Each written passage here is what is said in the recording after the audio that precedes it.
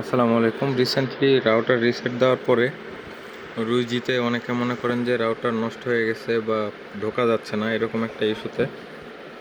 তো রাউটারে আমার পাওয়ার দেওয়ার পরে আমি SSID কানেক্ট করব। আচ্ছা, এখন আপনারা নর্মালি 110.1 হিট দেন।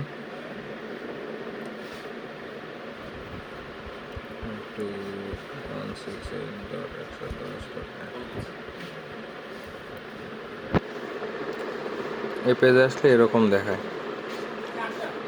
তো আপনারা মনে করেন যে রাউটারটা নষ্ট হয়ে গেছে, বাট অ্যাকচুয়ালি সেটা না। এটা একটা নতুন সিকিউরিটি প্যাচের কারণে প্রবলেমটা হচ্ছে।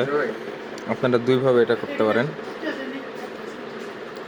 এটা হচ্ছে এখানে রিকোয়ার্স অথরাইজেশানে একটা লেখা আছে, এটাতে চাপ দিলেও আপনার এখানে যাবে, এখানে কন্টিনিউ করে দিবেন। কনফার্ম করলে এই পেজটা আসবে। অথবা যদি আপনারা ক্রমে 110-এ হিট করেন, অ্যাডভান্সে ক্লিক করবেন, প্রসিড টু 192.168.110.1, আর এখানে ডিফল্ট পাসওয়ার্ড অ্যাডমিন হবে।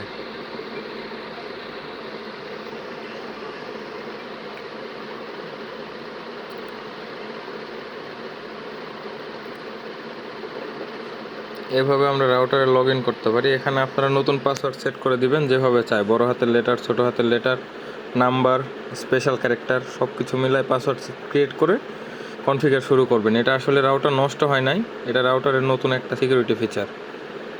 Thank you.